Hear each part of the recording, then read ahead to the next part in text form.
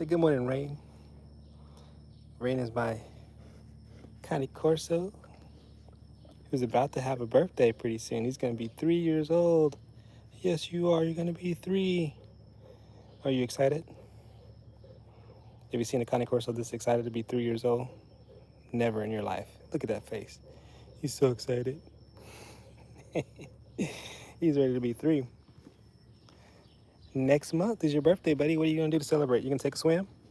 You going to take a swim in the pool? Hmm? He doesn't know. You don't know what you're going to do? Yeah, if you're new to the channel, this is Storm and Rain. It's the name of our channel. We have half the duo right now.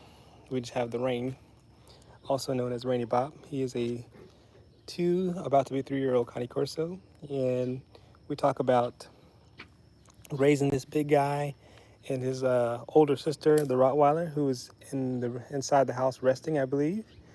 She may join us in a minute. The OG dog is here too. We haven't introduced her yet, but she is on her way, I think. The OG, the boss of all bosses, the big woman herself, Little Missy. Come here, Little Missy. What's up, baby? She the boss, y'all. Little Missy is a 13-year-old mixed dog, and she's been with us for a very, very long time. Very, very well-trained dog. I don't know about trained anymore. Well-behaved dog. Hey, good morning, Paul. How are you? So, she's out here with us, but Storm is in there resting up for whatever reason. She's still dealing with her knee issue.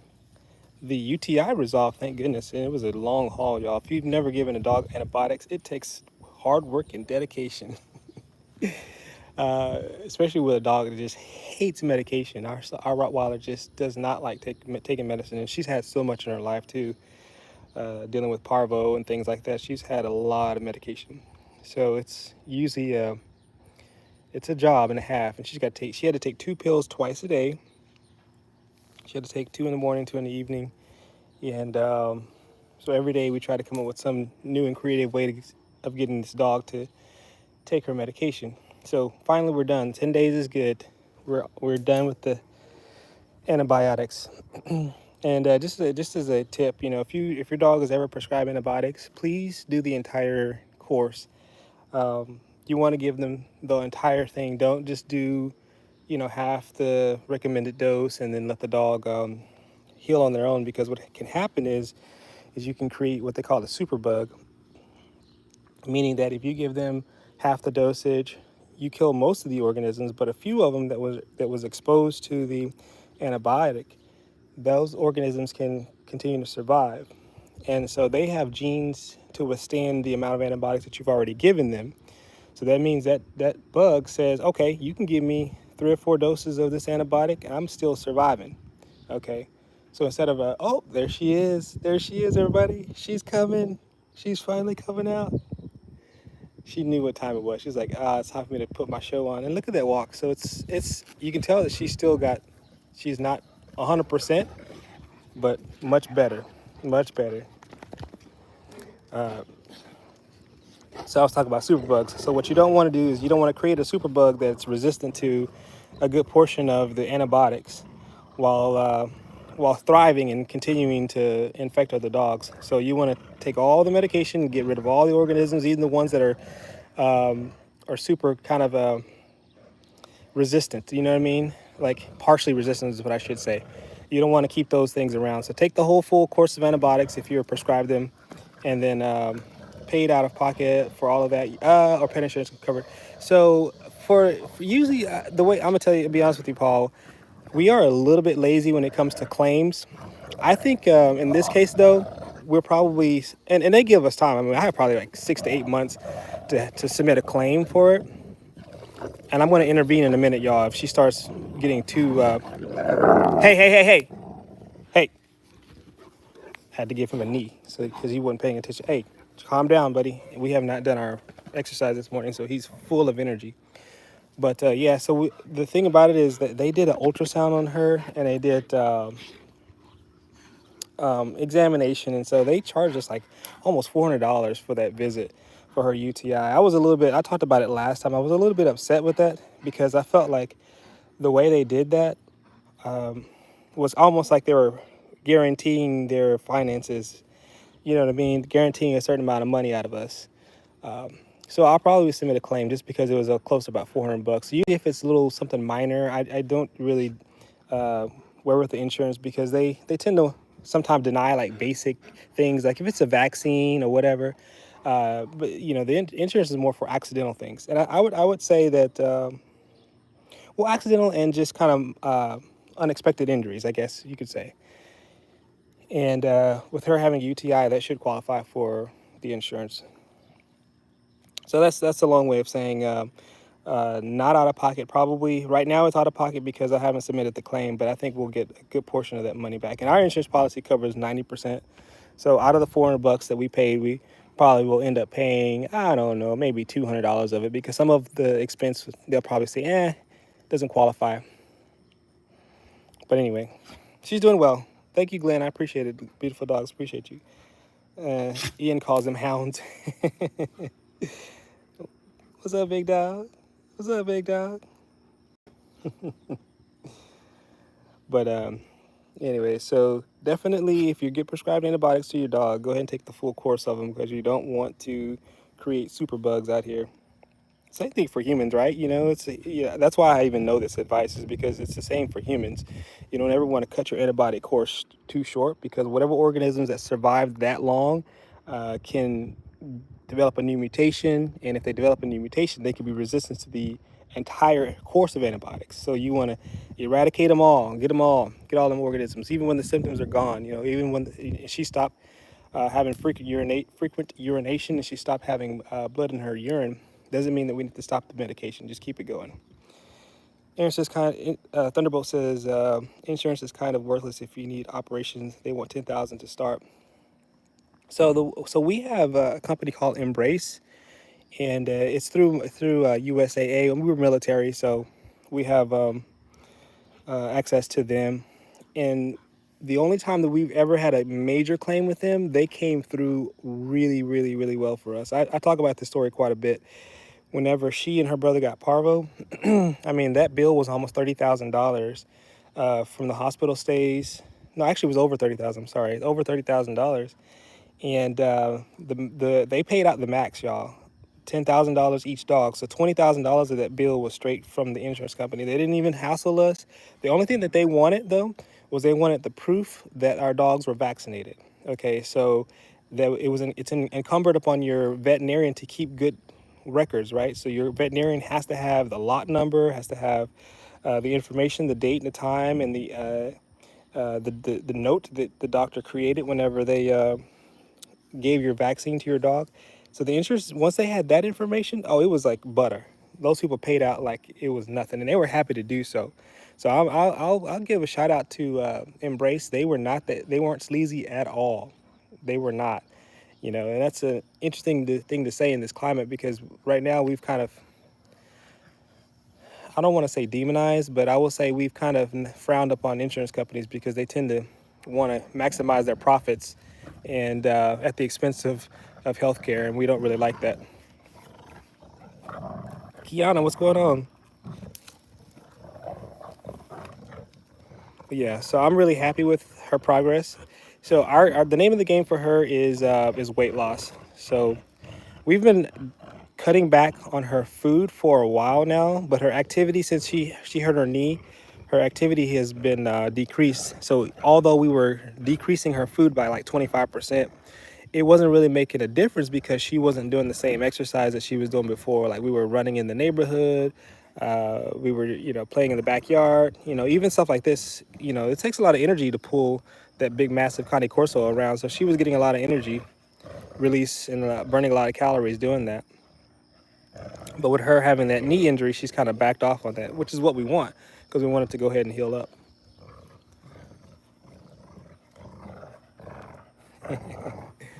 So it's great to see that. But the problem with this though is it can go from this, which is probably okay. But see how he's putting his weight on her shoulder and stuff. It could re-injure it. So I'm on close watch right here. Yeah, baby girl. We got to heal you up 100%. But you had to pay out of pocket first, right? Yes, yes. Oh, so for the 30K, yes, sir, Paul. We had to. It was a. It's a. You have to submit the claim. So you're right. You have to have cash on hand for that. That is absolutely correct, Paul. And 30K, and then place a claim. Sadly, not everyone has the available to. We. Yes. So you're right, Paul.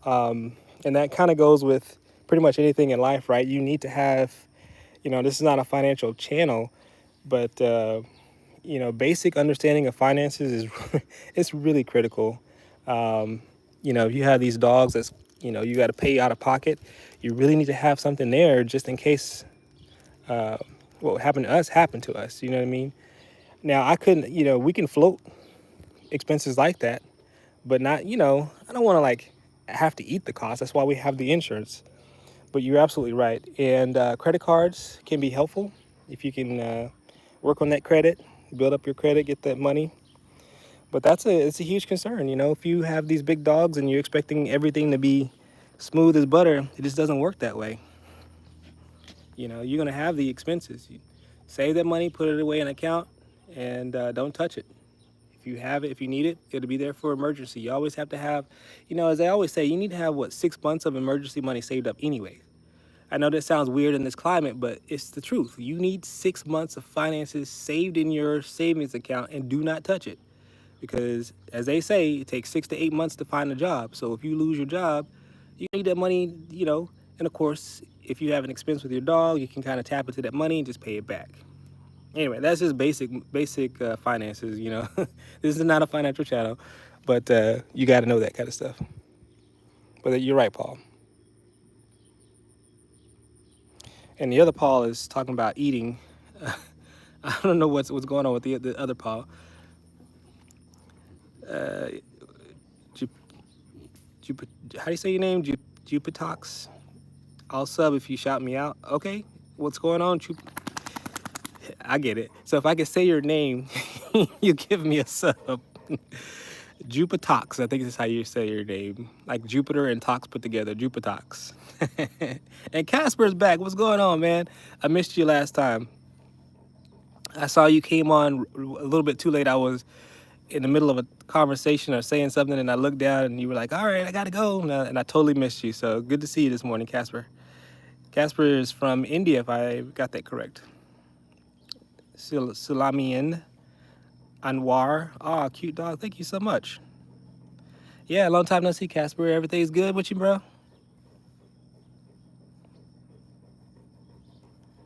Look at this Connie Corso.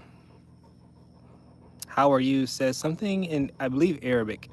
And I'm not very good at. Oh, I'm sorry. You're saying it in English and in Arabic. How are you is not your name. Your name is, I guess, E. You're from Saudi Arabia. Okay. Good morning from Saudi Arabia. I wish I knew how to say your name, but I don't know how to pronounce, or read Arabic.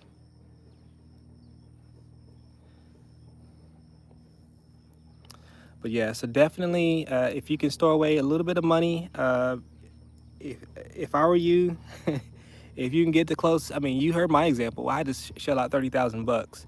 So if you can afford to kind of stash away some money like that, just for your own family safety, do you know what I mean? You just never know when you need something. Obviously, it's not something that you can just do overnight. I mean, that's something that you work on. But if you make it a family goal, reduce your spending if you can. Like I said, it's really, it sounds really bad for me to say this right now in this particular climate because everything seems to be so expensive. So it does seem a little hypocritical to say that, but that's the goal, right? That's what everybody's trying to shoot for. Shoot for a nice 6 months of income saved up for emergency expenses, and you can, protect your family, protect your dogs, protect everybody. I'm from Texas. Oh, Allie, okay. Good morning, Allie. And Miss Navist said good morning, or said hi. Good morning, Zavista Viva. I think that's how you're saying. Yeah, Casper, I know where you're from, man. You've been with us for a while. I appreciate you for hanging out with us. Yeah, so I'm in Texas. I'm in the United States of America, Allie. They used to say the great state of Texas. Yeah, go shoot. Give me your question, True TJ. By the way, I go by TJ too. So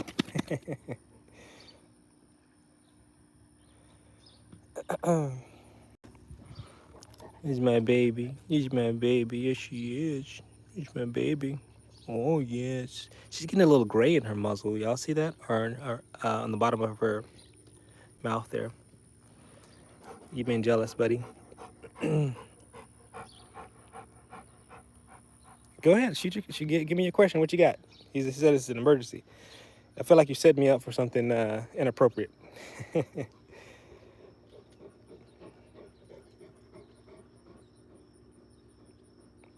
You grew an apple seed with leaves. Casper's into horticulture here, or trying to grow some. Looks like you try to grow fruit trees from seeds. That's awesome. It's funny you say that because I've been doing a lot of gardening myself. You know, you don't want to get me started on that because next thing you know, I'll not focus on the dogs and I'll be in my garden over there showing you my watermelon. Unless you want to see it, I'll show you my watermelons that I got growing. I'm super excited about that. And I've been doing my very best to keep my dogs out of that area because, especially her, my Rottweiler loves to chase lizards. And the garden right now has so many lizards because they're feeding off all the bugs. So, you know, great for us. But this girl here, she will tear everything down in pursuit of a lizard. She does not care.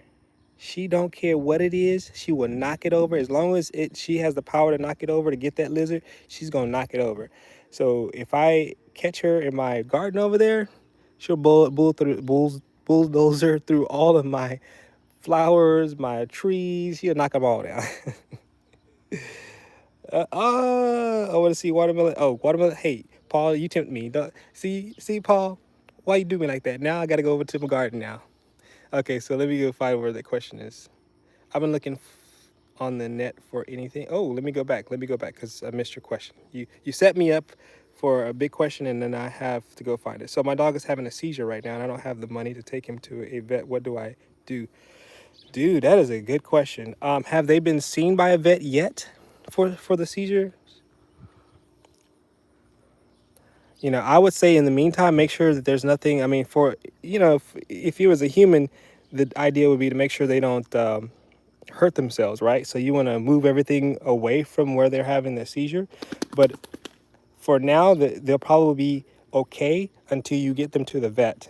And I know you don't have the expense or the money for it, but you need to figure out why this dog is having the seizure. And there's no way for me to tell you over the internet what to do.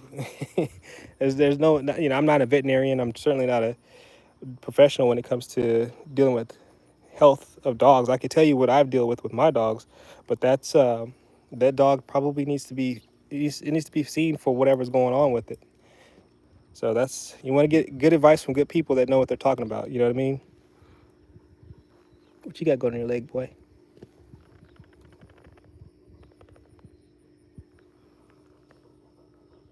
Get some skin come off you. Okay, so Paul, you got me interested. So we got to go see the. Come on, let's go to the garden, y'all. Come on. We'll have Big Boy. He'll come with us. All right, so my watermelon tree. Okay, let me go back to those comments. I missed a lot. Jerry Mulder says, "Hi, what's going on, Jerry?"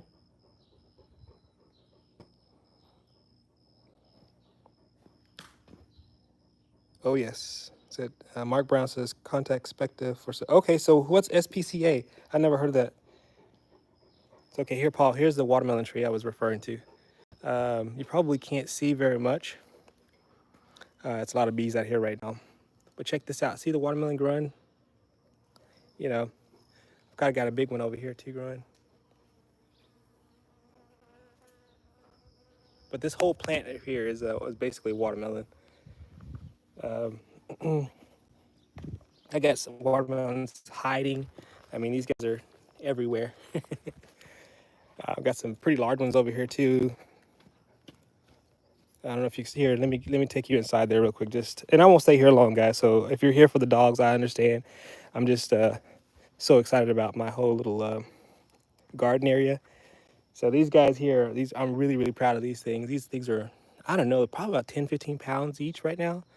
So it's gonna be a lot of fun to harvest these. But anyway, that's so I'm trying to keep the dogs out, and I've tried to put like netting and stuff up like that, and as many ways to discourage them from coming back here. But if she ever chases a lizard, my Rottweiler, she'd run through all of this and just tear it. It doesn't take much to tear up these plants.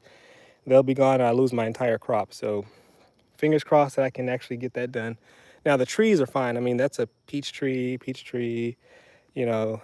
orange tree, two pear trees, you know, plums and things like that. So that's been my hobby for a while now. Hopefully it doesn't distract too much from from the point of the station, but that's what I got going. Okay. Yeah, man, I enjoy doing this stuff. I really enjoy growing. I actually got figs too. Here, since we're talking about it, and it's junky over here, guys. So don't judge me, please. That's a secondary. I will definitely clean up this area when I get everything straight. But this is a fig tree here. This is a brown turkey fig. I'm not sure if you can see the figs or not. Let's go over here. Ugh. I don't know if you can see those guys. But yeah, this is a brown turkey fig. And I've got a LSU purple fig that I just put in the ground over there. And I've got loquat trees here. So these are big. They'll be big too once they've fully grown. Right now I'm just getting them established into the ground. But again, these are protection for, it's just to discourage the dogs from peeing on everything or running through them. You got to have that because as soon as you erect something, they'll pee on it and kill it. So you want to be careful with that. Loquat, yeah. So loquat is a citrus, little small citrus that you can, and it's a pretty good producer. The problem is the birds love them and the squirrels love them too. So it's going to be a battle. But that's why I got three of them, so that maybe one of them can be spared for us as the family to eat on, and the birds and the wildlife can have the rest, I guess. You know. Yeah, man, homestead life. That's the nice thing about having a nicer plot, a bigger plot, and this is just an acre. But you can do so much out here. You can raise the dogs out here. I can kind of farm on the other side over there. And yeah, that's what we do. So natural fertilizer. I don't think dogs poop is very good fertilizer. They have too much protein in their diet, so and nitrogen, from the protein is very, very high. So you would think that it'd be helpful, like, because your plants need nitrogen to grow. But I think based on everything else that they have in their diet, including the high protein, it just doesn't work out to be good fertilizer for the plants. Is that Chop? Maria Hernandez, good morning. Thank you. Ali says these dogs are beautiful. Thank you so much, Ali. Nice land. It's Rock says it's nice. Thank you very much. Richard HS says plant some seeds. Yeah, that's the goal. So it's Rock says, how do you start your garden? So I started planting the watermelon early in the summer. I was actually kind of barely meeting the deadline for watermelon here in Texas, and they go by zones. So if you are in the States, you know what I'm talking about. The zones really help you know what you can grow and the timing in which you should be planting your seeds. And I just happen to be in a very nice climate where there's a long growing season in zone 9A. It's called a USDA hardiness zone map, I guess is what you call it. But yeah, so I have we don't get cold winter till around about January or February. So the growing season is pretty long, basically from the first of spring, which is anywhere between March, April time frame, all the way through January. So you have more. That is the one nice thing about being in this hot, arid area. Now you have to do some special accommodations. So that shade cloth that I just showed you, that's over my plants, that's also to knock down a little bit of that sun, because we do have 100-degree days, and when you first start trying to establish your plant, you really can't have that much heat on it like that, or else it'll burn the leaves up and it won't establish itself. But anyways, cold watermelon on hot sunny day, odd. It's different, absolutely, Casper. That's what I'm looking forward to. We still have a lot of heat left in the summertime. I mean, even now we're almost into September, ending of August, and we're still hitting in the 95s, sometimes in the upper 90s, 98 degrees, and we're not expected to be in the 80s till probably about another 2 more weeks. So like 88 degrees Fahrenheit, that is. I don't know how to do that in Celsius. I apologize. I just haven't committed that to memory. But the nice thing about having, like I said, trees is it's the shade that it provides. Because these dogs can overheat, and they need plenty of places to hide out and kind of get some respite from all the heat. Man, my dogs have access to the backyard 24/7. They have a doggy door on the back of the house over there. You probably can't see it from here, but they can go in and out of the house as necessary throughout the day. But when they're out here chilling, I mean, they have this nice, beautiful tree. They like to be out here. I even have this pool cover. It provides a lot of shade, so they can be out here pretty much in the dead heat of the day, and they'll be fine. And they have access to water over there. They got the water fountain. They can go inside the house and get water. Somebody got triggered. I couldn't agree more. They get boiled alive. They do. It's Rock says we're in the 70s in Michigan. That's awesome. I would love for it to be 70 degrees right now. Nah, bro, pulled out the GTA move. So Mr. Fluffy Pack, I have 3 dogs. You can probably see them in the frame. The Rottweiler, the Connie Corso, and then my little mixed dog over there. Her name is Missy. Missy, Rain, and Storm. And Missy's the oldest. She's 13 going on 14 years old. Storm is almost 5. She's 5. She'll be 5 in November. And then Rain will be 3 this September. This cookie has to run. Said, hi, good morning. This cookie has to run. But yeah, man, Michigan sounds beautiful right now. 70 degrees. Oh, that'd be heaven right now. So our lows is about 77, 75 degrees. And, that's like 6 o'clock in the morning and to be 75 degrees. And our highs are in the 90s now, like 95. So good growing season for your plants, but a little bit of a challenge if you're trying to keep your dogs cool throughout the summer. But like I said, here there's just so many places. Look at it, he's so happy.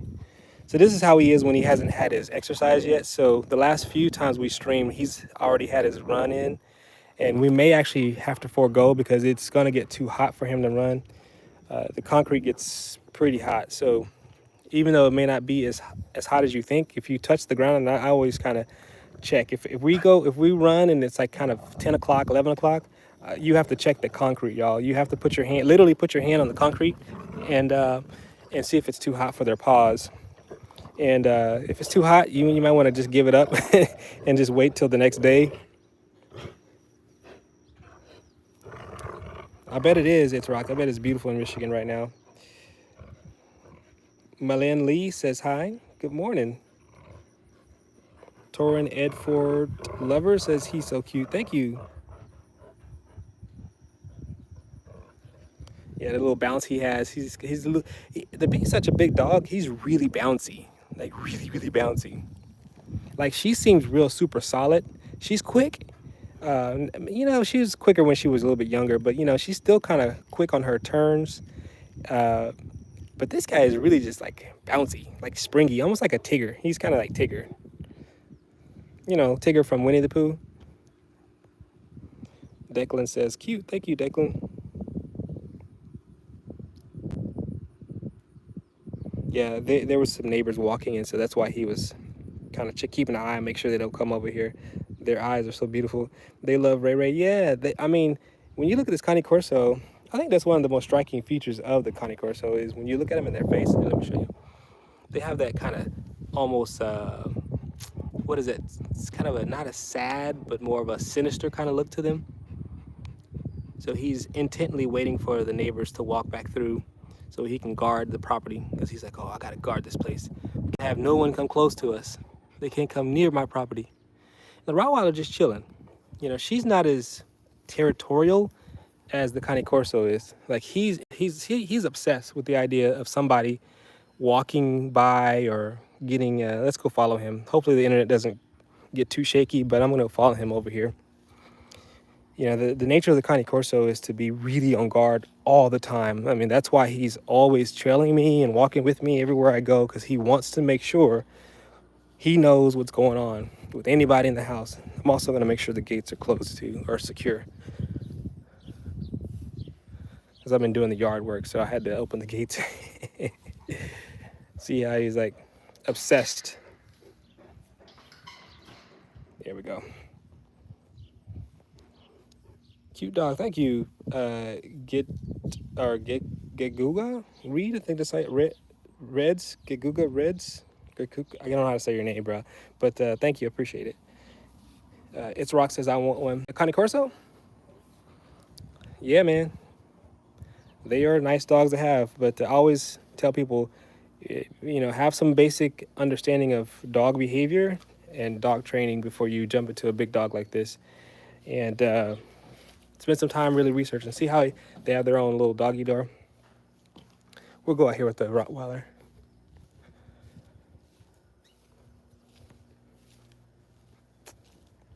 There's my big girl. I think Rain probably went inside to get some water. Or let me give you an alternative thing he's probably in there doing. So we have windows in the front of our house. So he probably wants to check the front of the house to look at the neighbors walk by from the front, which means he'll be back out.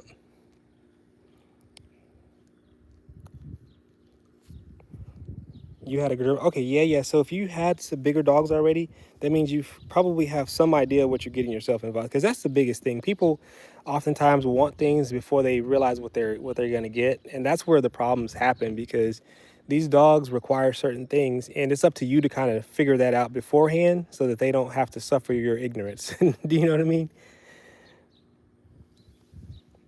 You don't want your dog suffering because you didn't understand something. That's one of my motivations for even having this channel, is because, see, he's back out. One of my motivations for having this channel is that there are things that I wish I had known. I thought I had done my research. That's the thing, guys.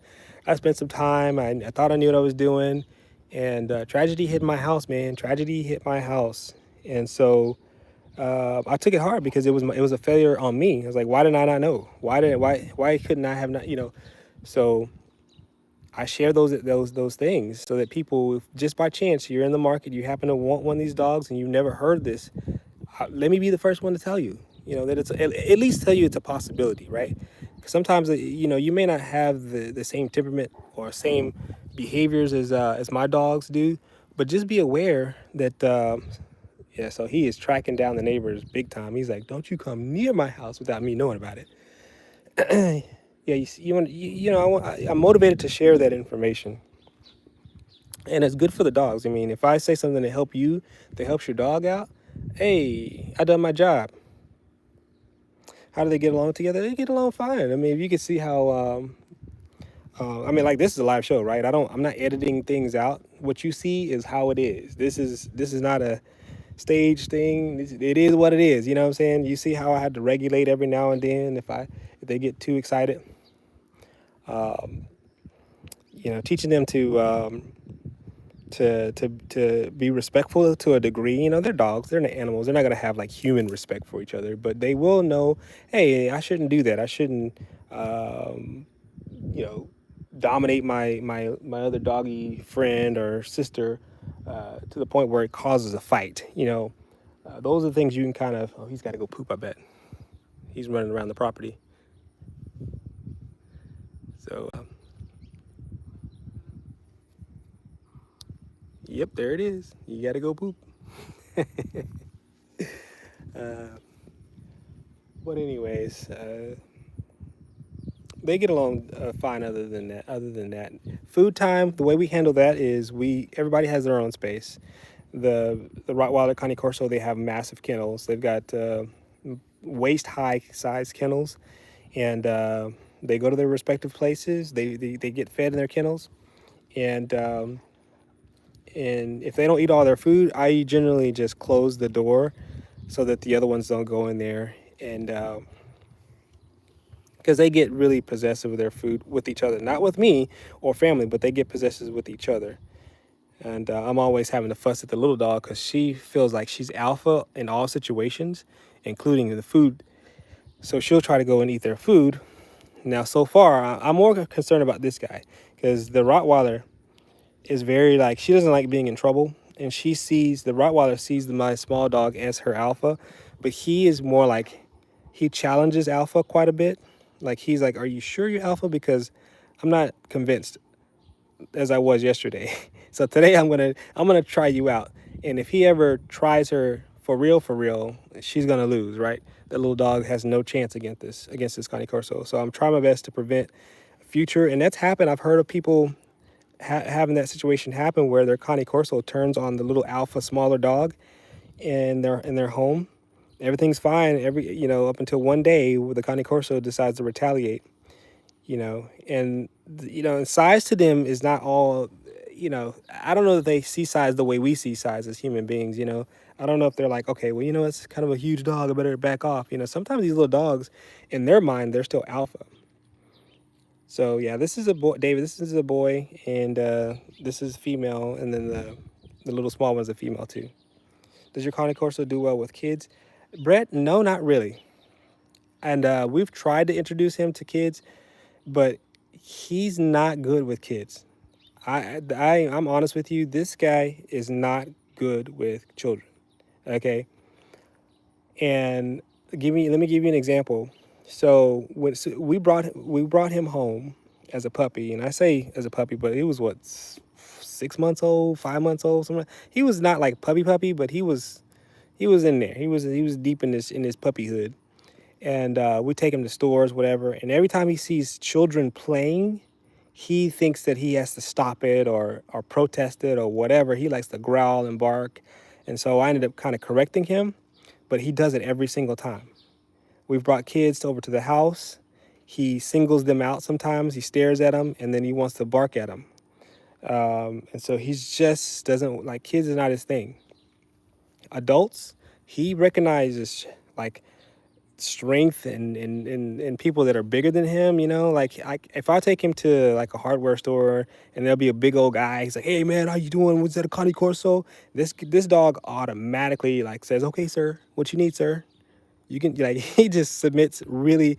He recognizes, or he has a keen sense of who's alpha and who's not. And I think he looks at children as being smaller. And I just mentioned that they don't see size, but this guy, for some reason, when it comes to children, he doesn't see them as necessarily. Now my daughter is different. Okay, of course my daughter's not really a small kid either, but she's established herself as alpha over him. How do they get? I think I mentioned that already. Okay. Um, did I get everybody's comments, by the way? Because sometimes when the comments come too fast and I'm in mid thought, I miss the comments. So please give me just retype it for me if you said anything that I missed.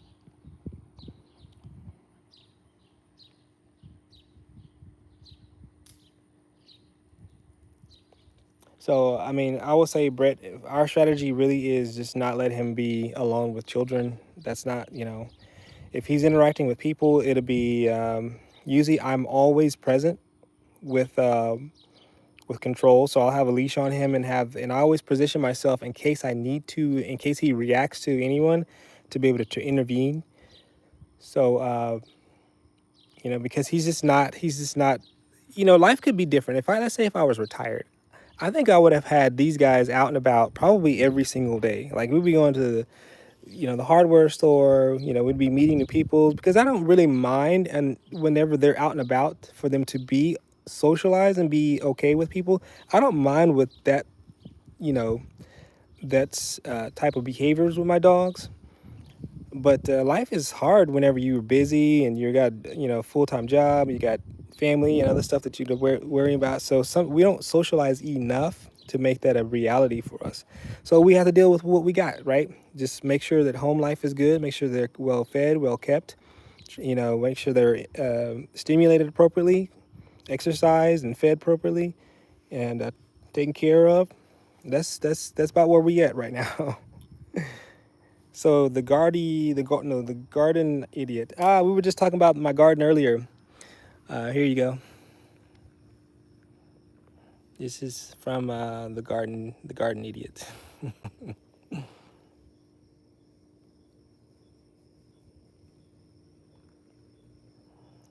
But yeah,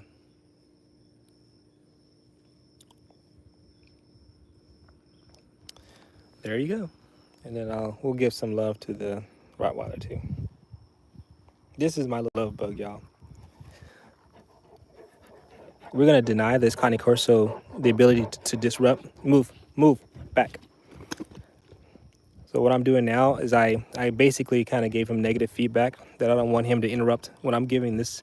The Rottweiler was fine whenever I gave him love, but now he's trying to do this jealousy thing. So I'm setting a boundary where I'm saying you can't interrupt whenever I'm giving someone else affection. So he's turning away, ignoring. Now he's kind of giving in to the idea, but he's still turning away because he's not necessarily 100% pleased, but he knows that's only his only option is to kind of say, all right, fine, I don't have to look at it. So those things you kind of have to keep them in check. That's small ways that you make sure that you maintain your status as the alpha when it comes to dealing with the dog, especially one that challenges alpha. You have to say, listen, those boundaries do not go away today. They were there yesterday, they're going to be there today, and they'll be there tomorrow. Anyways, there you go. Big boy Hardy.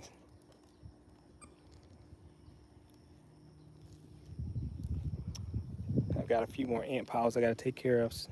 See this little ant pile here right by his knee? So ants can bite your dogs. So if you notice an ant pile, try your best to take care of it because dogs get curious. They get themselves in situations and they get ant bites and it's not pleasant for them. So so as soon as I'm get off the show, I'm gonna go get some of the ant bait and we'll put on this little pile here so we can get rid of it. And that's a never-ending battle here in Texas. That's a huge problem that we have is these fire ants, and they're so destructive.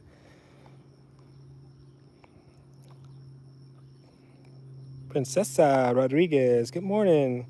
Hi, so cute. I have blue nose pit bull. Ooh, that's a beautiful dog, I bet.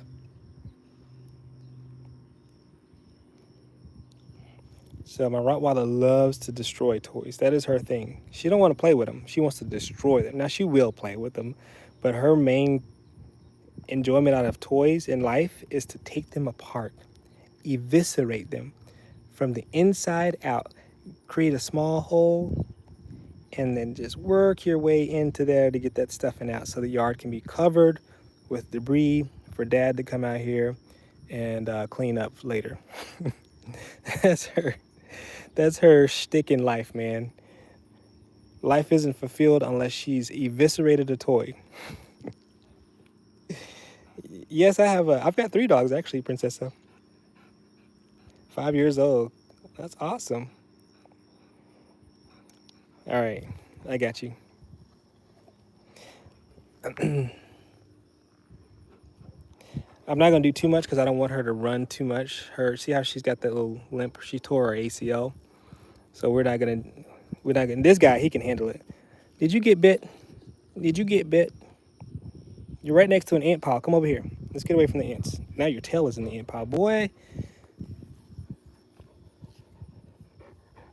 Come here. Look. You know what? We're gonna take care of this ant pile. Sorry, guys. I'm gonna go ahead and take care of this ant pile right now, because we ain't having these ants biting my dog like that. We can't have it.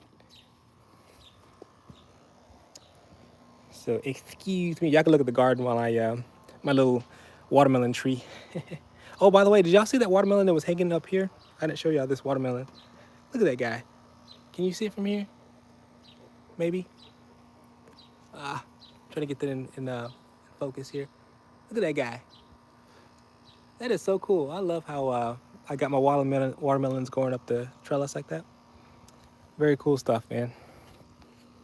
I mean, they're getting big too. I mean, like this guy here and this guy over here, you probably can't see very well.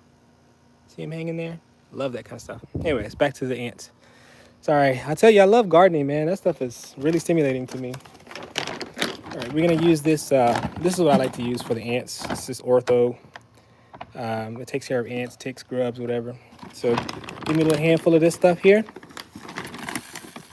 for now.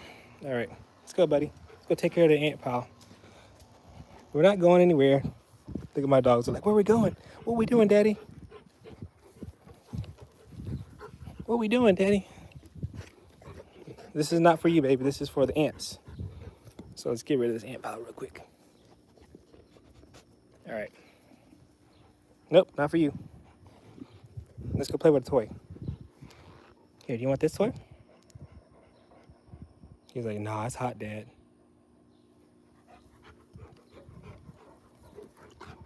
Oh, be careful, big girl. Be careful. She loves this, y'all. She absolutely loves to play.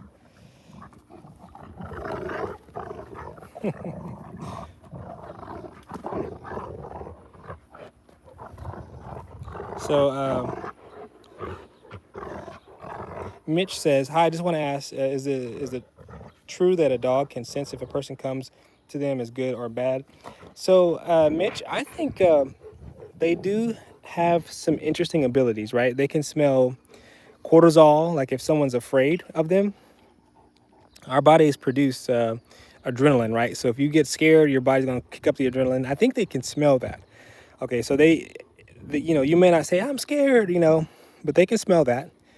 They also are masters at reading your body language. Since they don't speak English, they don't speak language, they learn how to read body language. And so if you are, let's say this dog walks up to you, like say, come here, Rain, come here. See how this dog's walking up to me? Now watch me back up. See how he's pursuing me? That me backing up in the right context could mean that I'm afraid of him. Okay, so it's not so much that I'm saying that, but the dog is interpreting my actions to him, his presence, as being afraid of him. So yes, dogs can do that.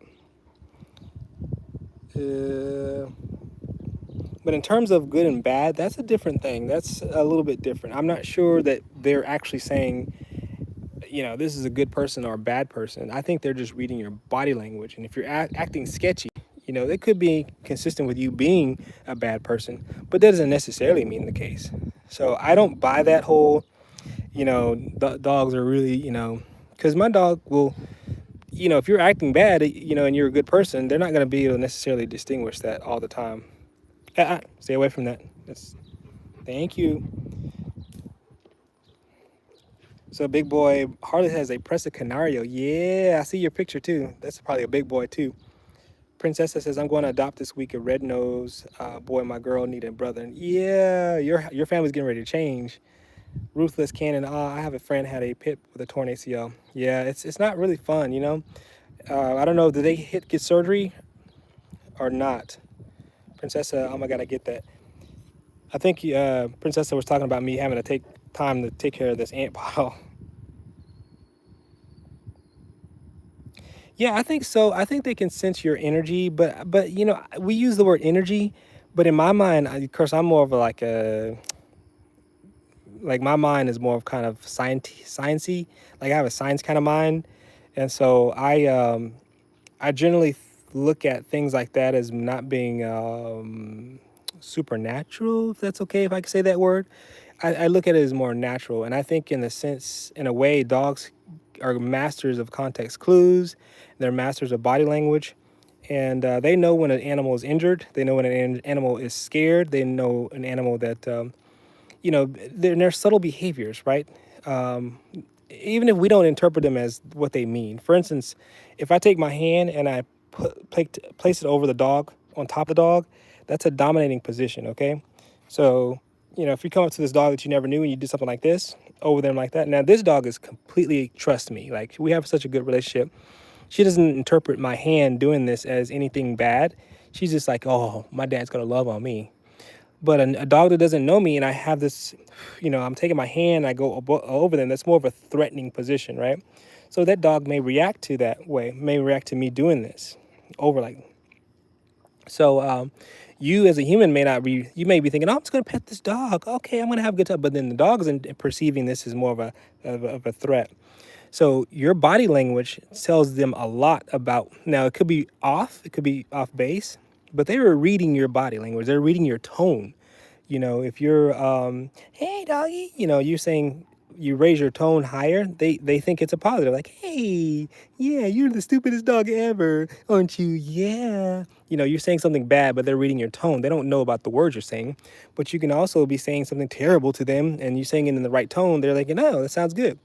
Or I could be like, hey, you're the beautifulest dog ever. I can't believe you. They react to me being angry sounding, but I'm saying good things. They don't know the words, right? They're reacting to the tone that I say them. So I think that they're masters of observing things that we don't see, and then we think that it's, they're determining good or bad. They're not determining good or evil or good. You know what I'm saying? They're determining your body language. They're interpreting that. That's my spiel. But that's me, because I have more of a sciencey kind of mind. So I don't. I try not to go the basket approach on some things. Now, I realize if something is unexplainable, great, I get it. But usually I don't jump to, the wastebasket approach and just say, they're doing something beyond Nate. It's just we hadn't figured it out. That's all I'm trying to say. Okay. That was a long little diatribe there. Daryl says, hey, what's going on, Daryl? Tez, lovely looking dogs, man. Appreciate you. Teza, 123 iffy. Ruthless Cannon, which is energy. So yeah. So I mean, I know Ruthless. We can go back and forth, about definitions, right? What do you call energy? Is energy the summation of your body languages, your tone, your demeanor? All those things can be encompassed. It can be encompassed in the word called energy. And I'll totally concede with that. You're not going to get an argument out of that. But what you're saying is that it's more complex. I'm just using a more simplistic way, so that I don't have. It's more efficient to just say energy, and I'm cool with that. I'm totally cool with that. But I think there's more to it. I think there's more natural things that are happening, because you know how people are. People will like, you know, they come up with some weird thing, and then next thing you know it, they're like doing like bone sacrifices. And I'm like, what are y'all doing? Is one X? No. Teza, this is a Connie Corso. This someone is I'm referring to is part of the family. Oh, let me get back, Mitch. Let me see what you're saying. Mitch says, thank you, because we have a dog. Then I noticed that whenever that someone come over him or pass by, it's like he bowed down, like he is scared, or what I don't know. Yeah. So Mitch, yeah, that's the thing.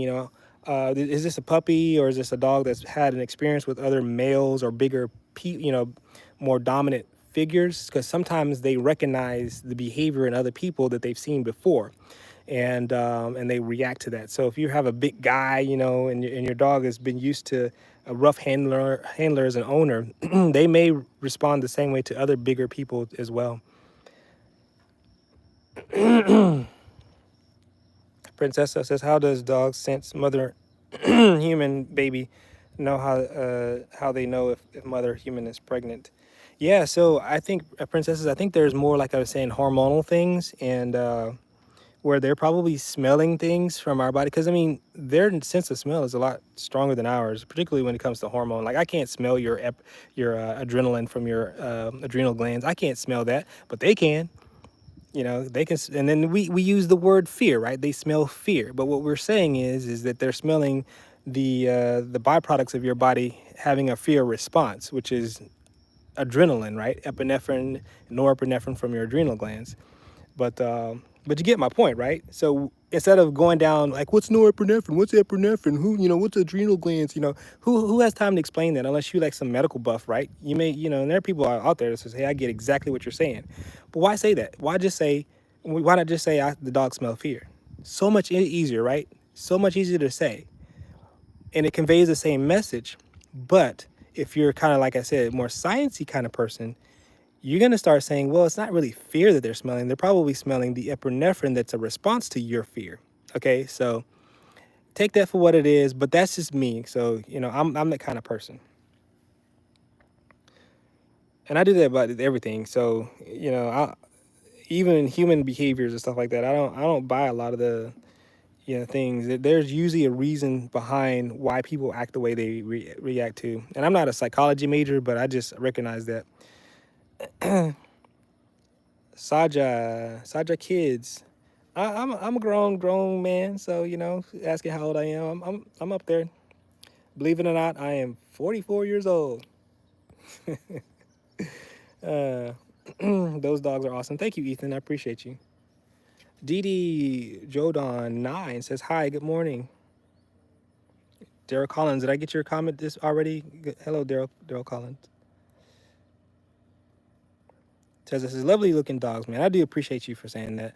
I do enjoy having them. I enjoy taking care of them for the most part, and it's a joint effort, man. I'm telling you, my whole family we pitch in and we do what we can for these dogs. We're dog. My wife is a dog lover. My daughter's an animal lover in general, and it really takes a village with these kind of dogs. Because there's always something. There's always something, guys. I mean, they ran out of water. They're hungry. Somebody got injured, and they will let you know. Like when she had that UTI, her behavior changed. It was a subtle change, but it was noticeable. And I want to say, I think I saw her. No, I take it back. I was on live stream 3 weeks ago, I believe, and she urinated like 3 or 4 times within an hour. And I'm like, wait a second, guys. I'm sitting here trying to talk about my dogs in a YouTube sense, and I'm noticing behaviors on live that my dogs are, that she was having frequent urination, and I'm like, all right, I think she's got UTI. So I kept watching her, and sure enough, I saw at the end of her urine she had a little red blood clot come out, and I was like, oh yeah, she's got a UTI, and so. But she had already been kind of like coming up to my wife and just kind of sitting there staring at her. And my wife is like, what's going on? I know you're not thirsty. I know you're not hungry. What's going on? So she's trying to tell us something is not right. So my wife is pretty keen with kind of wanting to know what's going on with them. My daughter's the same way. She'll come, hey, Dad, I noticed blah, blah, blah. So we all work together to take care of these dogs, man. Work together as a team. So... But definitely, if you have questions, like I said, I'm not a veterinarian. I do like science, but I don't study veterinarian medicine. My expertise is in more of human health, but but animal health is not my not my expertise. But I do have. I mean, there's overlap, right? So I take whatever I do know about humans and try to adapt that to my dogs as best as I can. But after a while, the rest of it has to come to a vet. I got to take them to a vet. So having insurance has been very helpful. Having a little bit of reserves, if you can, get a little reserve cash on hand, because these dogs, you just never know. Things happen out of the blue, and you just got to be ready for them. Andre, is it Andrea or Andre? I think it's Andrea. Moriaru, are you from London? No, do I have a British accent? I like to think I have a Texas accent. I mean, look at me. Look how I'm dressed, y'all. I'm a Texan. I got jeans on, there's a cowboy boots. I'm a Texan, y'all. I'm not from Britain. I'm in as they say, the great state of Texas. Shelby Lujan. Hey, me too. Hey, where you at? What part of Texas are you at? If I may ask. We're in Central Texas, outside of San Antonio. Let me get this stick out of the way, man. This is a citronella candle. We bought these over 4th of July, and celebrating the 4th. And they were useless. I mean, they look cool. They're like tiki candles, but they're pretty much useless. Oh yeah, so you're not too far from where I'm at. You're in the Broncos. Okay, that's cool. Yeah.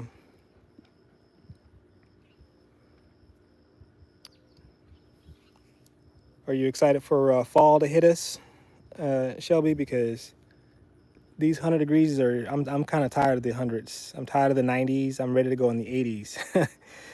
Give me some 85-degree weather highs or something, because it is hot, y'all. And I'm tired of water restriction type stuff around here. Everything's so brown. Like, we're outside of San Antonio. We're south of San Antonio down there. And so out here they haven't really been too strict. What they do to us is they just jack the prices up. They're like, oh, you want water? Okay, that's fine. You go ahead and water your grass. We're just gonna make you pay $500-600 a month for it. I'm done with the moist hot air. Yes, yes, yes, yes. Oh man, it's exhausting. Now I will say, Shelby, it's better this year than it was like the last 2 years. Because I want to say, was it last year we had 71 or 72 days straight of 100-degree weather? Like that is ridiculously hot. This year, I mean, we had rain up until what, beginning of July. I think we were still getting a little bit of rain here and there, like compared to what we were getting before. And then we got it, and so we had like a little storm come through early in the week. Actually, we had two little storms, kind of like a flash little thing down here, and we got some rain. So it's yeah, the humidity is terrible. I mean, you would think that we're in Houston the way we're having this type of humidity. I'm telling you. A lot of people say, it's not that bad, but humidity makes a huge difference. Like it could be hot, but if it's hot and humid, oh man, you got the perfect storm. I keep using the word storm. You know her name's Storm. Right, Storm? Storm. Oh, my sweetie. She's like, you just say my name for fun. Oh, that's. Hey, does your dog sit on your feet? This dog, she always like comes to me and she wants to pin me down by sitting on my feet. The Connie Corso has learned to do that too. I think he's learned to, that's one thing about the younger dogs. They do a lot, especially this Connie Corso. He learns a lot from the older ones. Like usually it's the bad behaviors, the one behaviors that you don't want them to do. That's when they pick up on and do the most. But good behaviors also translates. So if you have one trained dog, help use that trained dog to help you train the other ones. It takes a little bit of work, but it's very helpful. If you have one dog that's behaving, they will help you with the other ones.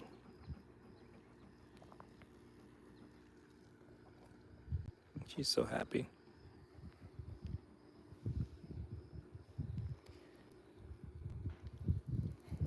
Well, you were a good boy. You let me pet Storm and you didn't even act jealous. Yeah, that was a good boy. Look at that slobber on his face, y'all. If y'all are not aware, Connie Corsos slobber a lot. Some of them do, not all of them. I will say some of them do. They refer to these as the open lip or closed lip version, and we happen to have the slobbering kind, the kind that slings the slobber all over the house. Daniela Hugton, how's the weather now? I'm living in Germany, and I love the weather here. So Daniela, it is. I want to say right now it is. I'm trying to find the weather on my watch. It is. Move, come on. Oh, it's 82 degrees right. 82 degrees right now. So it's not too bad. The high is going to be 94 degrees Fahrenheit. And so, like I said, in about 2 more weeks. Now, here's one thing. Here's a positive. Let me not trash Texas too bad in our weather. I mentioned this earlier. The growing season here is really, really good. So, it's ideal for growing to be kind of hot and a lot of sun and very dry, because too much water, your watermelons will bust open, or whatever plant can get overwatered. And so here is not a bad place to have. Now you have to irrigate though. You do have to provide irrigation, because with the sun being so hot, you can lose plants by missing one day of watering. So it's so you have to make a little special accommodations. But overall, it's not a bad way to, if you're interested in growing things in the ground, I think here is not a bad place.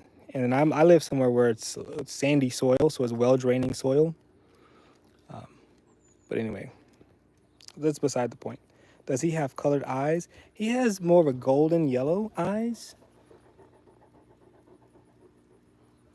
They started off very, very, very blue, and I think a lot of Connie Corsos are like that as puppies. They have these really, really beautiful blue eyes.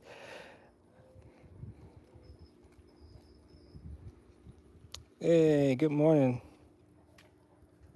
Thank you, Shelby. I appreciate you. But I guarantee you, though, most Texans would be happy to have a German weather right now. I think if all of a sudden we had this cold front come through and we got blasted with 60-degree weather right now, all the Texans will be so happy. Everybody be walking around outside. You know, my neighborhood, we have a lot of golf carts, right? So everybody be riding around in golf carts. Everybody be out grilling and partying and happy. But man, it is hot, ain't it, boy? It's hot, big boy. Big boy, it's hot. Yeah, no, it's hot. Tell everybody how hot it is. So yeah, it's hot. Let's go find the Rottweiler, everybody. She went on a little adventure back here. I'm trying to make sure she's not tearing up my plants with chasing after lizards. It's a mess back here, guys. I got tons of work to do. Oh, where's she at? Did I miss her? Hold on, guys. I hope the internet's not going dead. We're being way back here, so I'm really far away from my Wi-Fi router. Oh, there she is. I knew it. She's chasing lizards. Did you find a lizard? Did you find a lizard? Okay, let's go back over here, baby. Come on. It's dirty over here. Dad's got a lot of work to do.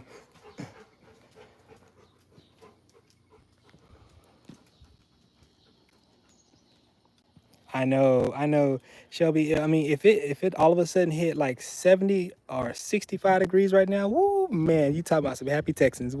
We'll be happier than Missy. We'll be 10 times happier than Missy, right? Yeah.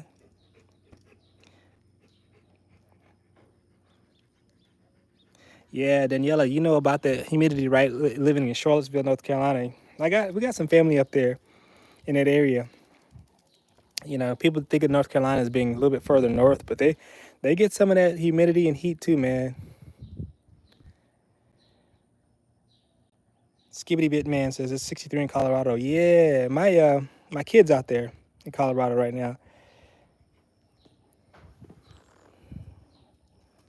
Yeah, that's amazing weather, man. 63 sounds wonderful.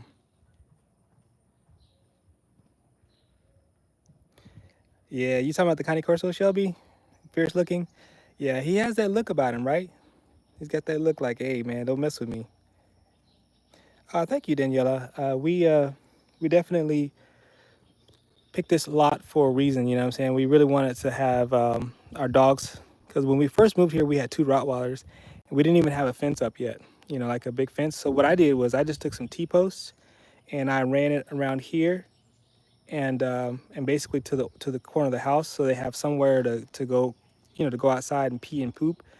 And at that time we had a lot of contractors. I mean all this stuff that you see we built ourselves. My wife and I put all this out here, and so you have people coming and going all the time, and we didn't want the Rottweilers to, you know, interact with them while they're having to go outside and pee. So we had to temporarily, and also, you know, not having a fence out, we wanted to make sure the dogs didn't get in the neighborhood either. So having that temporary T post, bought us enough time until we were able to build this fence on the outside. And that, of course, you know, we have about a half an acre worth of fencing on the back. The other half of the acre is in the front of the house. And that's just more decorative. The dogs are never in the front yard unless they're on leash or they're exercising. We don't let our dogs go outside in the front yard without behind a fence unless they have a leash on or collars to with a leash to make sure they don't run off or get into trouble.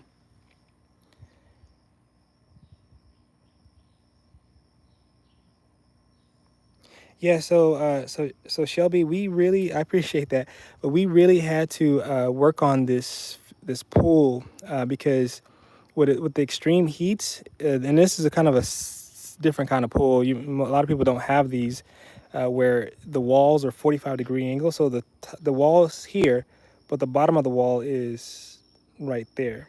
So it's a 45-degree angle walls everywhere. The entire pool is that way, and the reason why it's that way is because it's like layers and layers of rock and sand. So I mean, it's very very porous. I mean, my pool is super dirty right now, but you know, when I drop the water in there, see how it just soaks right through the wall. So what was happening is the algae can get deeper into the wall of the pool, and with this heat being so hot, it was burning up the chlorine in my pool, and then the algae would bloom, and it would be so hard to control this pool. But with this shade cloth, this is 90% shade cloth.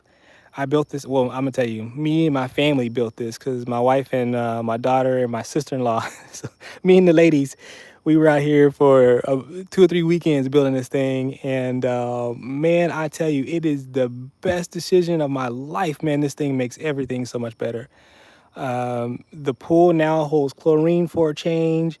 The family doesn't burn up from the sun, direct sun, because in the mornings it's fine because we have trees over here. And then in the evenings it's fine because the sun sets over here. The house blocks the sun and that tree blocks the sun. But right at the midday, it just scorches this whole area. So this thing has been absolutely amazing. You can do it yourself if you have a little bit of help. I mean, these little joints. So you buy these joints from Amazon. Believe it or not, these little joints. See that little metal thing here? You buy this joint. That one. It comes as a kit. So all those joints right there, and then you have to buy your pipe separately. These pipe I bought this basically fencing pipe from Lowe's, and they were running a sale. These things were like $12 each, and so and you just tighten down on the pipe, with these screws, and then you buy the. Now since my pool is so wide, I had to buy a little bit of a coupling to make these 7 foot pipes into 14 feet. So 14 feet on this side and 14 feet on that side. And anyways, I want to. This is not a DIY channel or anything like this, but it's been great, and the dogs love it. They'll hang out underneath the shade from the shade cloths. It's just been a wonderful thing.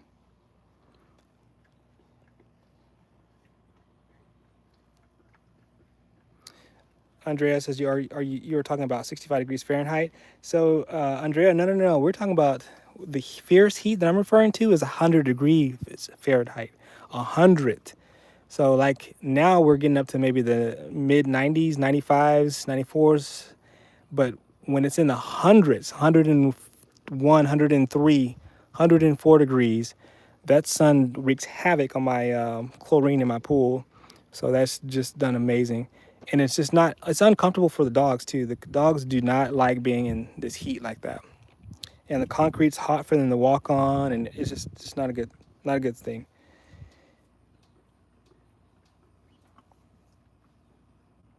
Vanna the Queen, what's going on, Vanna? The pool doesn't seem very deep. No, it's not. And we didn't. How old's your daughter? So my daughter's a high school. She's a sophomore in high school. But yeah, so it's not very deep. It's maybe about 4.5 feet on the deep end. So we really didn't want to have a massive pool, and I'm glad we didn't go massive because this thing it was a challenge in and of itself at the size that it is now. We wanted more of like a leisure play around. Wifey and I come out here. We'll cut on the speaker. We like 90s music, we like 70s music. So we just cut on, plug up the phone, put on some music. Her and I come out here on the ledge, get us a little drink or whatever. And, we just chill. And then sometime my daughter will come out here. She don't really come out with me and wifey out here because it's like we're on a date every time we come out here. My wife and I have been married for 25 years, man. I don't care no more. All right, I don't care no more. If we snuggling in the pool, we go snuggle in the pool, okay? Leave me alone. We've been married. We've been married for a long time. So people talk about marriage and people don't stay married. I'm telling you, my wife and I have been married for 25 years. And you say, well, are you old enough to be married? Yes, we got married at literally 19 years old. We got married at 19. So we just been together for a very, very long time. Anyways,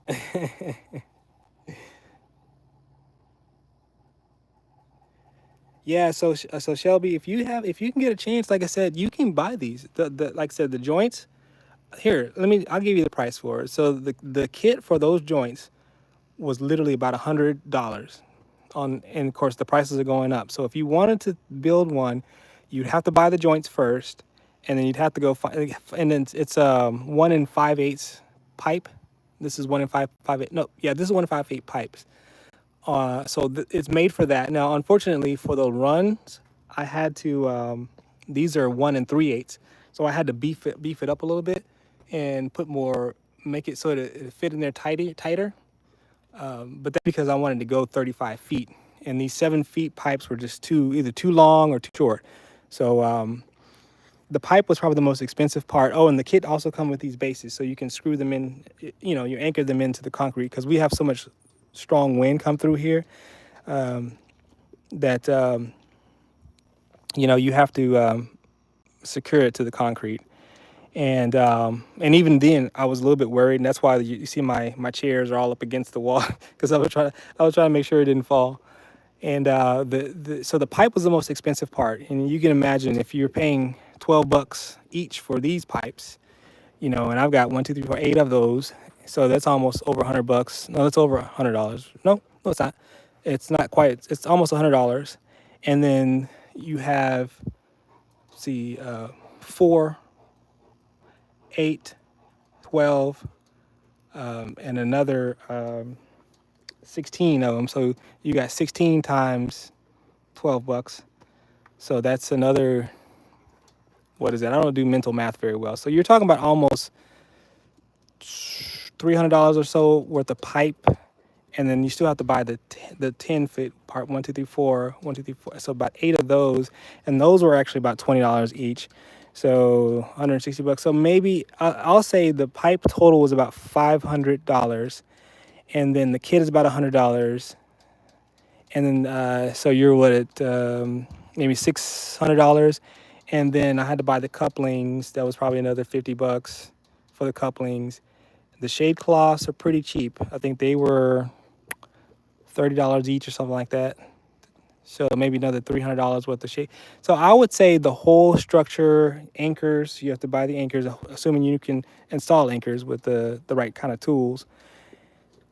All in about $1,000, maybe $1,200, and that's cheaper than what you'll ever find for anybody building you a shade thing like this. Because most people are going to want at least $2,000 for the sails that you buy, and it's probably not going to cover as much as this is. Because that's the other thing, you got to be, when you buy those sails, the sail's only going to cover when it's directly above it. But the sun comes up from the side, which means that you have a lot, like even right now, I still have some sun exposure between the shop over here and the shade cloth. It still has some sun exposure, and I have those shades in the back to bring them. They'll fall down. So if when the sun is directly behind us, it covers that.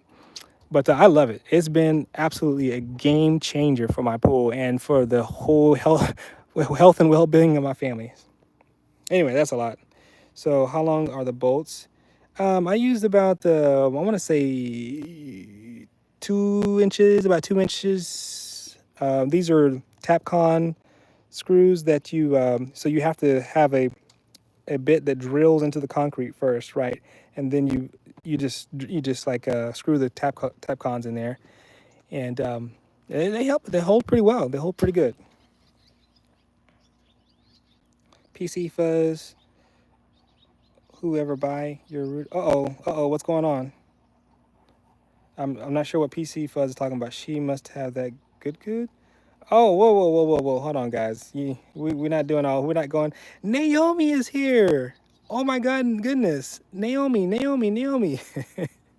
I got to say your name a bunch of times because I hadn't seen you in a long time. Good to see you. Yeah, PC Fuzz. We're not disrespectful here, man. And we're not getting all, whatever you want to call it. I mean, we try to keep this really, really PC around here. Because, I mean, I'm always sensitive because the kids, my daughter may be on here. You know what I'm saying? And if my daughter won't be proud of me, I just won't say it. Okay? That's just how I am. Dean, good morning. What's going on, Dean?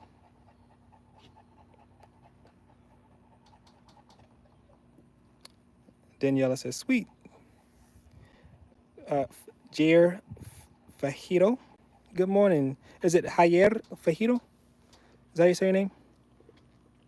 The dogs swim in the pool. So Daniela, the Connie Corso doesn't really swim that much. I got a short video that I did where he had his first swim, literally, I want to say last summer, and it was really cool. I was in the pool with Storm, and we were kind of swimming around, And then, but the Connie Corso, what he does, he'll come out, he'll hang out on the ledge. He doesn't want to swim all the way like the Rottweiler. She swims all over. I mean, she's a water fiend. That's her thing. But he finally did a leap of faith. I caught it all on video. I made it to, it was all dramatized, it's musical and everything. You should go check it out. That was his first time swimming, and since then he's done it maybe one other time, and that's it. He's not much of a, he's not for all the swimming. He wants to be a part of everything, so that's why he stays out on the ledge. But he doesn't want to like submerge himself.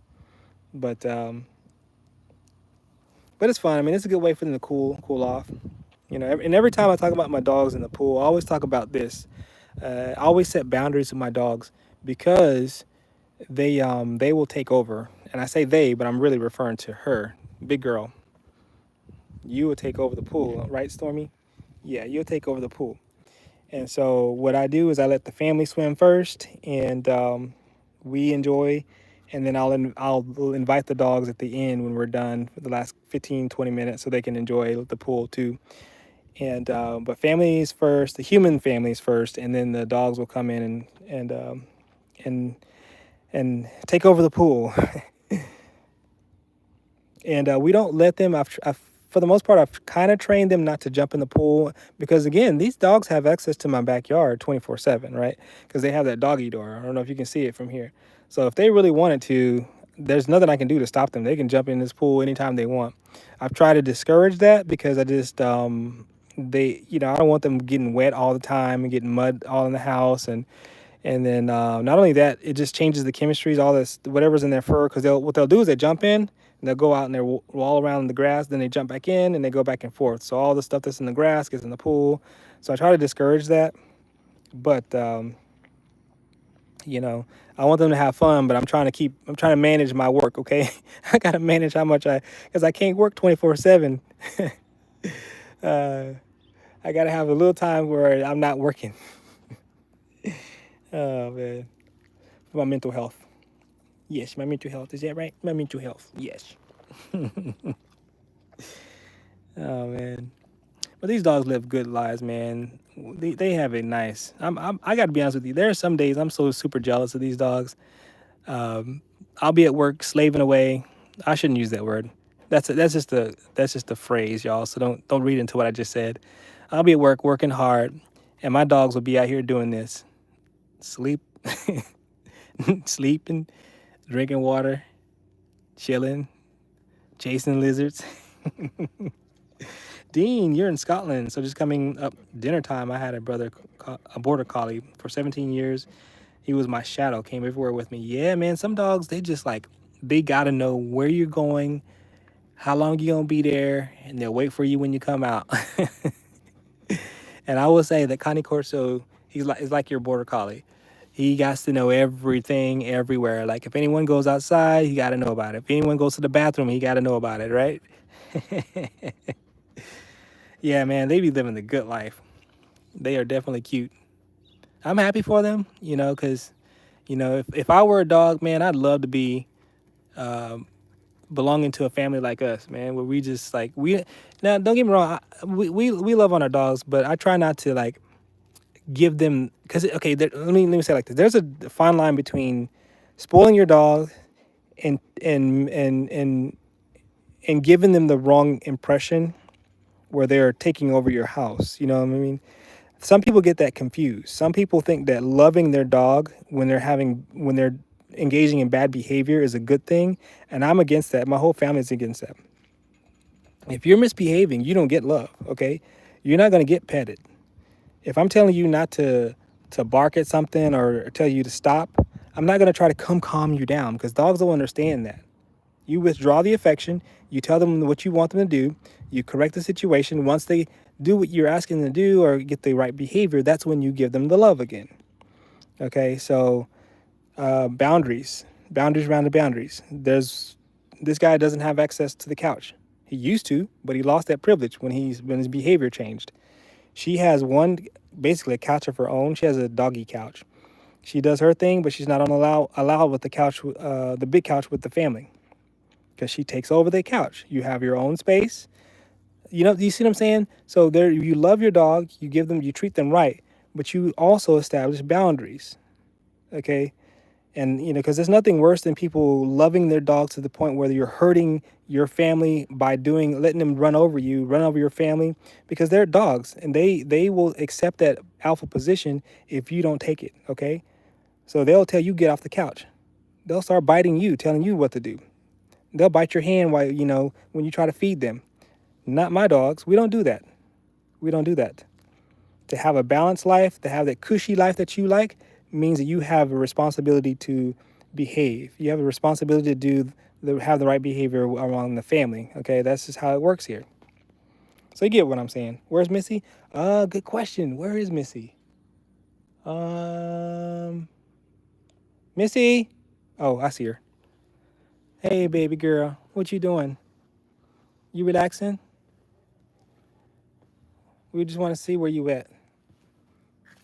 Were you relaxing? Okay. We just checking on you. And everybody comes. You say Missy, everybody's got to come. Hey, don't step on Missy. Watch out. Move, move, move, back. So I'm setting a boundary right now. Back. And I'm going to go back to giving Missy love. So they don't get to do what they want to do because if it's a bad behavior, back. So I just gave him more correction. And I'm giving Missy her love independently. So small things like that, you wouldn't think a lot of that. You say, well, that's not a big deal. But what happens is that they're trying to manipulate my behavior, right? And when I call Missy for love, to give her love, they decided that they were going to say, nope, you're not allowed to do that. We want love first. So you stop what you're doing and you pet us. And I said, no, that's not how this is going to work. I give them negative feedback. They complied. I sound like a police officer. Comply. And then, but that's part of the boundary setting with these dogs, is you want to love them, you want to treat them right, but you also want to establish good behavior and bad behavior, and then it stays as a positive environment for them. Okay. Thank you, Missy. Appreciate it. Dean says Missy's lovely. Oh, thank you.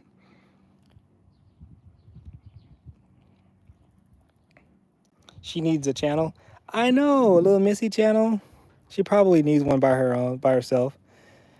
She's got her own video though. I don't know if you've seen my Missy video where I did like a whole music video with her.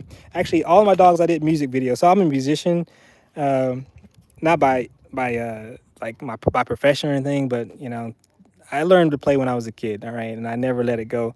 Love music, and I really encourage you, if you have kids or whatever, put them in music because it really does something for your brain. It really helps them out if they can tolerate it, and if you can tolerate it too. But so I wrote songs for like little short little snippets, saying like really really fast, like 15-20 second little songs. And Missy has her own little hip hop song that I did for her. The bigger ones I did 90s songs for them. So if you have time and want to go check out my shorts, I've got a got a couple of original. You won't see anybody's music logo on there because it's my music. I made it. I love you, love you in every dog. Oh, thank you, Kodrexon.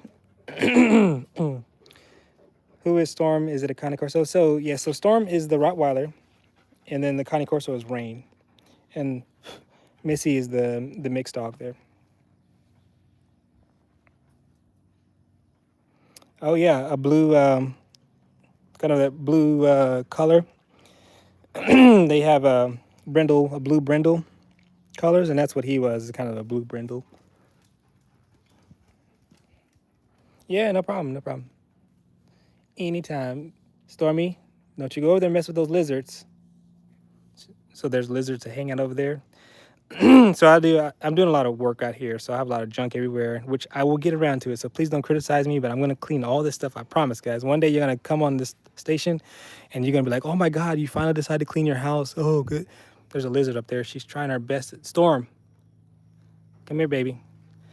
I don't like her doing that because she has no respect of anything. Once she's fixated on a lizard, she doesn't respect anything. She'll knock over all my tools, knock over anything she can.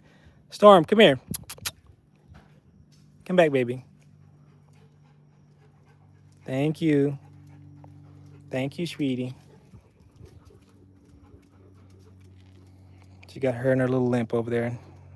Oh man. So we're working on. So see how she's not almost knocking over my speaker trying to get some lizards. Let's go watch her. One day she knocked this whole thing over on the ground. You can still see the pieces of concrete.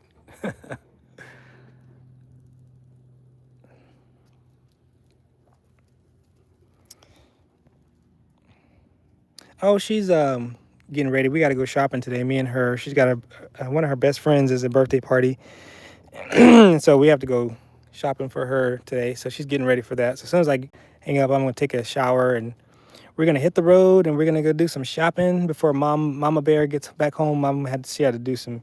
She had a little business trip she had to go on. So we'll be anxious to see her come back home. Got to keep the family together.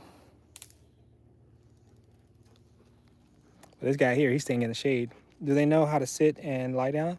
Yeah, I mean, I like to reward them to do that. So we'll see. Which one do you want to try? We'll try the Connie Corso. Rain, come here. Sit. Good boy. That's a good boy. I usually if I do lay, I really want to reward him. So we'll try lay. Lay. Not that. That's the wrong one. Lay. Lay. No, he's like, I'm not working for free, bro. He's like, you got to give me a little bit something, a little more stimulating. So if I had a treat, he would do the lay for me. But you gotta pay him. You gotta pay your dogs. That's one thing you gotta do. Your dog, and some love and affection works too. You can do that as well. But if you really want that behavior drive to kick in, where he's obedient, doing what you gotta have a high dollar treat for that. So same thing with the other dogs. I mean, they all know how to do those things. People think there's no where did the Connie Corso go? I mean the Rottweiler. She's trying to get them lizards.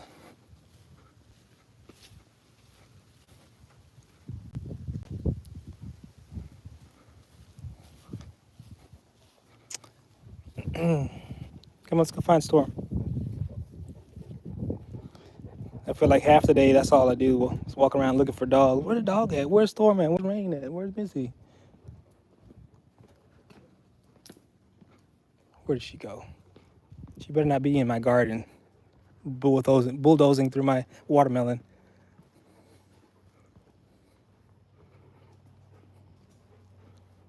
Oh, there you are. There you are. Did you find that lizard? No? You didn't find it? So for those that just showed up, I was talking about earlier about my garden. So what you see here growing up here is my watermelon. And I've been trying my best to keep my dogs out of this. The Rottweiler, because the Rottweiler, if she saw a lizard going in here, she'll just bulldoze through all of that and just break all of my, and I've got watermelons growing, y'all. I mean, you can see this big old watermelon hanging here. These things are growing like crazy. And so I'm trying my best to save my plants from my Rottweiler. It looks like almost like a bell pepper, but that's a watermelon hanging from the vines. You can see that one up there too, maybe, kind of see that watermelon there. Anyway, so I'm trying my best to keep my dogs, and this shade cloth keeps them from like running through here. I mean, I've got some good sized watermelon too. I mean, you probably can't see it very well, but that thing's probably about, I don't know, at this point, 20 pounds. Big old watermelon. But anyways, I'm trying to keep them here. Let's look. I'm super excited about that, so I'm trying to protect them. But yeah. Anyways, you get my point. I'm trying to keep my dogs out of that so they don't have a aborted harvest. You miss shopping on Sundays? Yeah. Gazelle says, what is the point of cutting ears again? Is it the same reason people split their tongue? You need Caesar Milan, man. Yeah, so I'm going to tell you, is it Giselle? Caesar Milan is probably one of the best teachers, especially if you're new to dogs. Man, his overall direction, I think, is amazing. And, the ear cropping is a different topic. We always invariably go down that road of docking the tails and the cropping of the ears. And just know that there's many reasons why people do it. One is like breeds type standard, for just because of like, hey, Connie Corso, that's just how they are traditionally. Other people have issues with ear infection type things. It helps reduce the ear infections. If you have dogs that like to bite at each other, it's nice not having to worry about their ears getting injured. So in my case, that would definitely be a concern because my Rottweiler, that's all she does is go for the neck and anything around the face and ears, collars. That's why my dogs don't have collars on, because my Rottweiler just cannot play fair. She just bites at everything. So there's many reasons why. uh, you know, I will say maybe in the next time around, probably I won't ever do it again. And a lot of it is, this dog was that way when we bought him for the breeder, so we didn't even have a say per se in the cropping and docking. But yeah, there's a whole discussion. Big watermelon, cool, yeah. Hi from Germany. So Iris is from Germany. I think I've seen you before, Iris.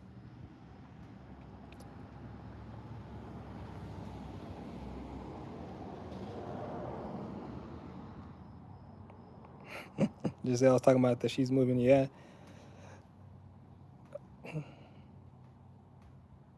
So, Kodrex, you have a Rottweiler named Boris. Sounds like a male Rottweiler. Speaking of which, where is my Rottweiler? She is really on a mission, y'all. She's gonna find those doggone lizards.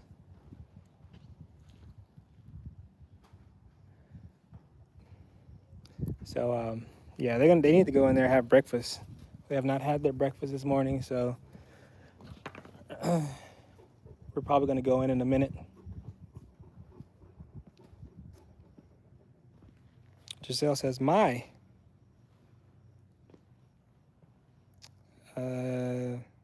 The tail too. I don't know that my Caesar would be disappointed. Ears and tails. Sorry, I don't agree. Yeah, that, like I said, so Giselle. You're bringing up a topic that's kind of an endless discussion. There's going to be people they look at it as cruelty, especially if you're in one of those countries where they've banned that practice. You will have people that will say the opposite, that say, look, this is part of the breed standard. Whenever you take them to the dog shows, this is how they judge them by their breed standard. Whether or not, my personal opinion is that my dogs are just family dogs. Okay, so for the most part, I do what's best for the family, and in retrospect, the tails. I mean, it's nice to have them. These guys are. They don't need them. I mean, it's not like they serve a huge purpose. They're not needing some sort of balancing thing where they walk just fine, they run just fine without their tails, or full tail, I should say. The ears, for us, it's just better with not having to worry about injuries from the ears. But maybe there's other families that I say, look, if you want to have full ears and full tails, by all means, I think that's probably better in the sense where you don't have to have an additional surgery. You don't have to have all these sutures. You don't have to have all this extra things for, it's almost like the whole debate with circumcision, right? Circumcision, where people get mad because babies get circumcised. Other people are mad because you don't circumcise. It's just, it's an endless argument. It's an endless argument. Does it add to the life of the dog? I don't think so. Will they do fine without having that stuff docked and cropped? Probably would do just fine without having all those procedures. So yeah, do your research for you. Make sure and follow your laws. Make sure you're following the laws of wherever you live at, and you do you. Yeah. So Daniela wants to see the doggy door. So we used. Oh my God, it's been here. Let me come here, Rain. Come show us how to work the doggy door. Show us how you work the doggy door.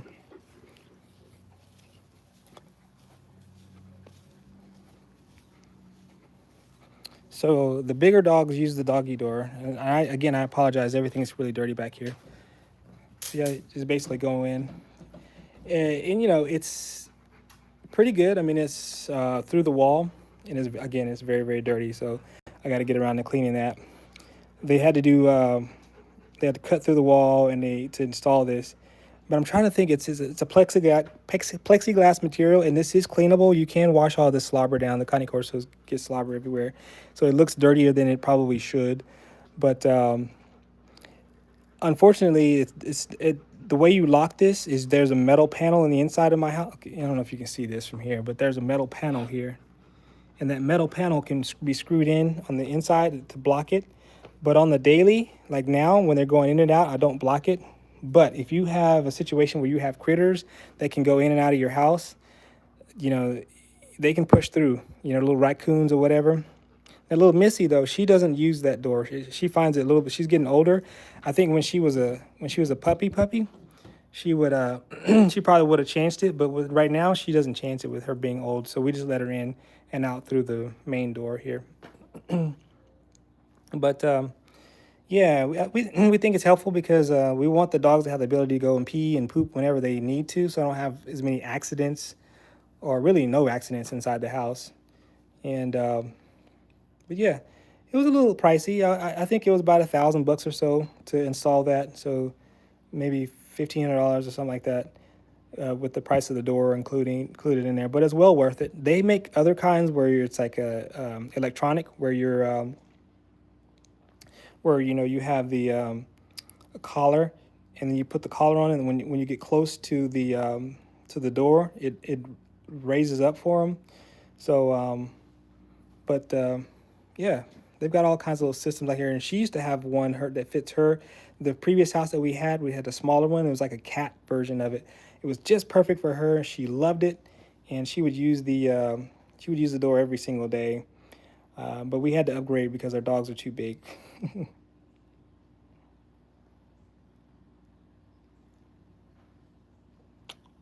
But grass is very green for not a lot of rain in Texas. Yeah, I mean, so what you see here though is